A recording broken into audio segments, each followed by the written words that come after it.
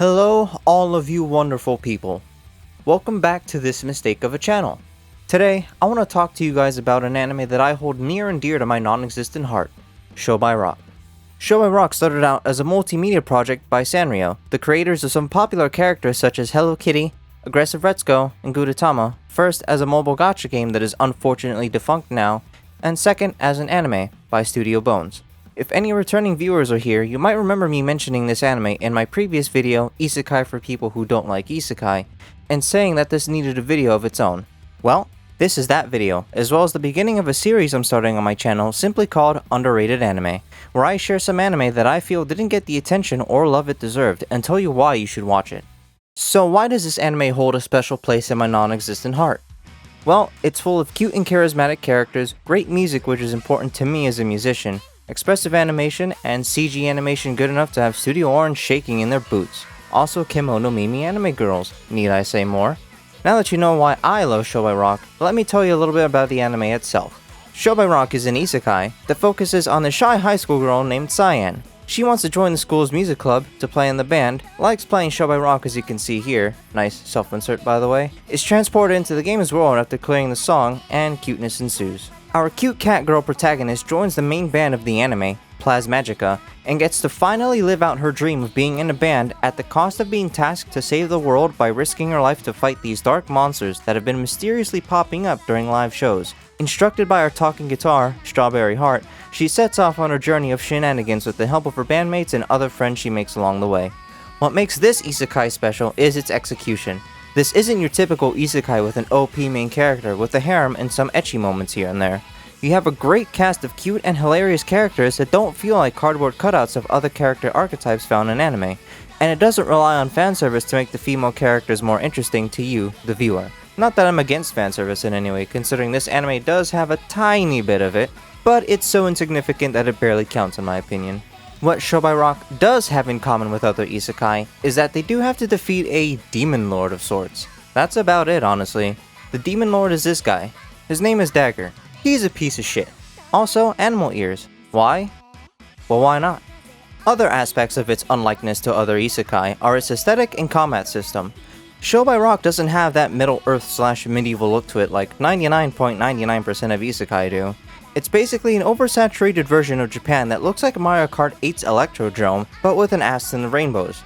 The combat system involves the characters fighting with music, most of the time, that gives off positive vibes.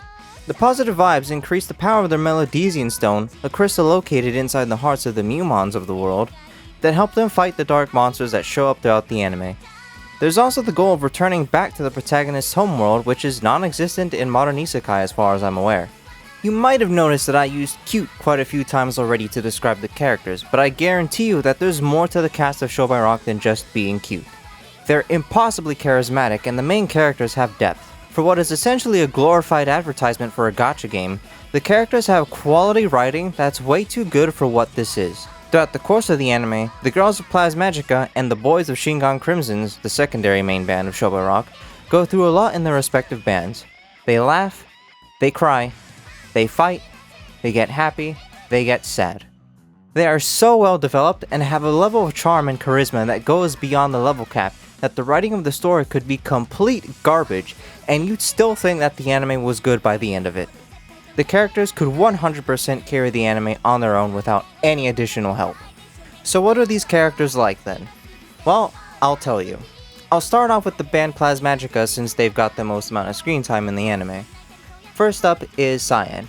She's got main anime protag energy, is shy, loyal, and the voice of reason in the band. Next is Redori, the wholesome cinnamon bun. While initially coming off as a tsundere, she's actually just really shy and has trouble expressing herself properly.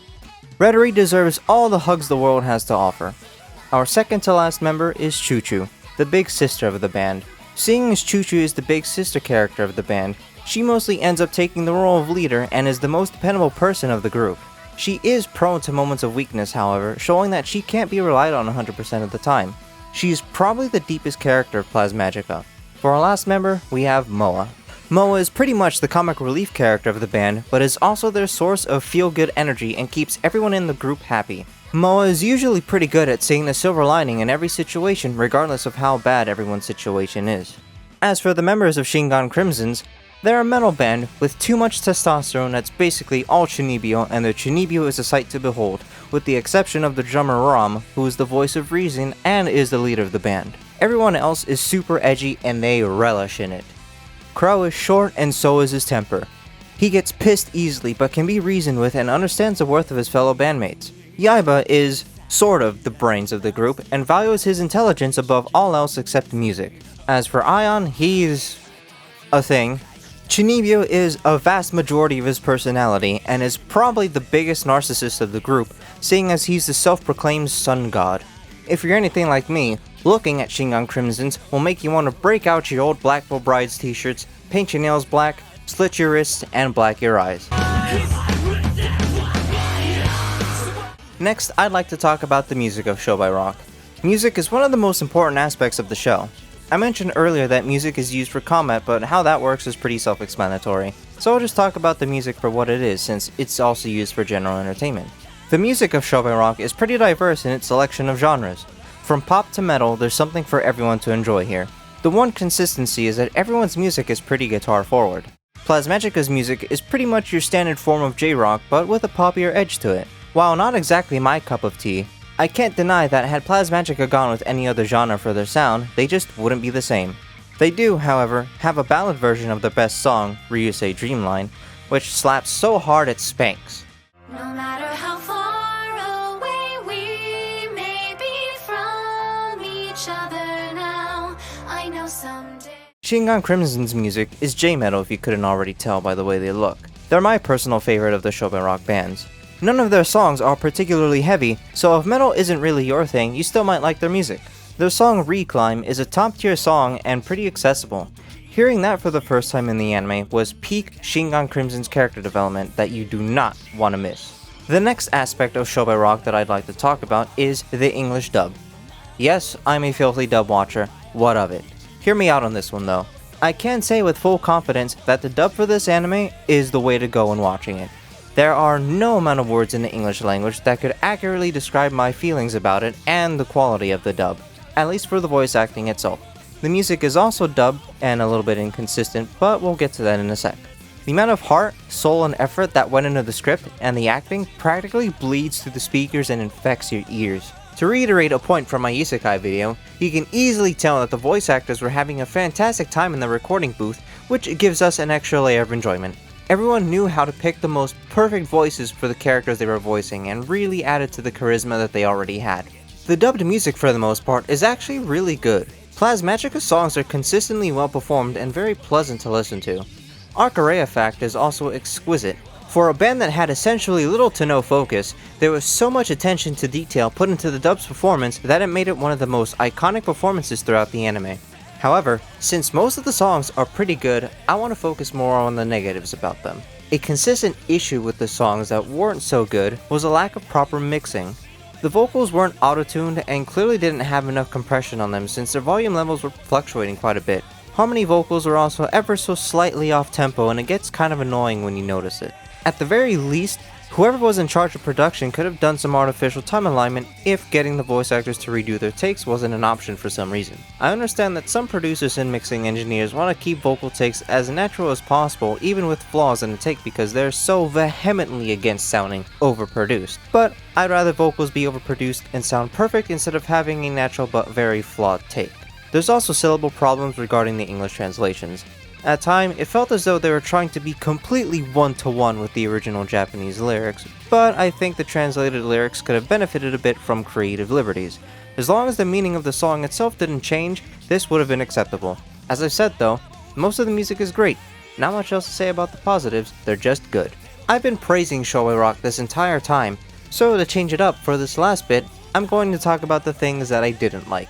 Season 2 has a lot of complaints, and I can agree with a few of them.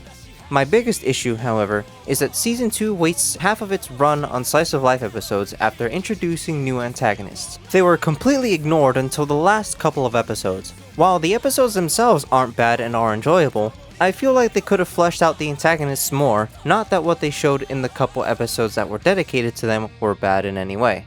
There was some more character development, so it's not as if the episodes were a complete waste either. and still worth watching. Season 2 is where a bulk of the dubbed music sins are found as well.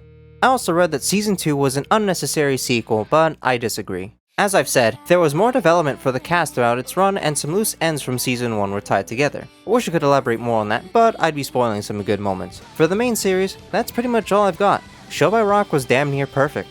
A majority of my problems are in what I've been avoiding this entire time: post-Season 2 content. Here we have Show by Rock Mashumai Resh, and its sequel, Show by Rock Stars. Mashumai Resh was mostly harmless, but the new band, Mashumai Resh, is pretty much just Plasmagica 2 Electric Boogaloo. Their music is the same J-rock with a poppier edge style, but credit to having their music be just a tiny bit better. Them as characters have little individual development and are basically just cute the characters. They don't have the same charisma as the cast of the original series does, and the run of the anime as a whole is rather boring. I do know that Mashumai Resh is aimed at a younger audience, but that isn't an excuse to reduce the quality of your writing. There's also another new band, the Konjo Finger, which are just the watered down Shingan Crimsons. They have a similar dynamic, but the characters are half-assed. Basically, they just tried to rehash the OG bands and failed at making them match the quality. Also, the dubbed music wasn't good. There's not much else to say. It's just not good. Then we have Show by Rock Stars. The first episode was great. It brought back the soul of the original anime along with the cast. The target audience was back to what it was for the original, which is aimed at teens to young adults, and the quality of the writing skyrocketed. That's where the positives stop though. The other 11 episodes don't live up to the first episode in any way, shape, or form. While all the bands from the original series have come back, the anime destroyed what Show by Rock built up in its 2-season run. With the exception of Plasmagica, the other bands felt like caricatures or parodies of themselves, which disappointed me greatly. There is also a lack of an explanation as to when Mashumai Resh and Show by Rock Stars takes place. Is it a side story? Is it a sequel? Or is it something completely new? Who knows? It feels like a sequel, but that would be canon breaking. Seeing as Cyan's goal in the original series was to return to her homeworld, there's zero explanation as to why she's here now. This might be harsh to say, but I genuinely want the time that I spent watching these two shows back. If you decide to give Show by Rock a chance, I strongly recommend ignoring Mashumai Resh and Stars, especially, like the plague. I should also mention that there's a season of shorts that occurs between seasons 1 and 2. While the shorts themselves are just fun little 3-minute episodes, they are canon, and do explain some of the characters a bit more, so be sure not to miss it. Before writing the script of this video, I rewatched Show by Rock so I can better remember the events of the anime and freshen up my opinions of it. So far, nothing's changed. I should also mention that this would be my 5th time watching it, and it's still just as good as it was the very first time I watched it. You'd think that after watching Show by Rock this many times that I'd be sick of it, but nope. Quite the opposite, in fact. The fact that I can still be in love with this show after watching it that many times goes to show how well put together Show by Rock is.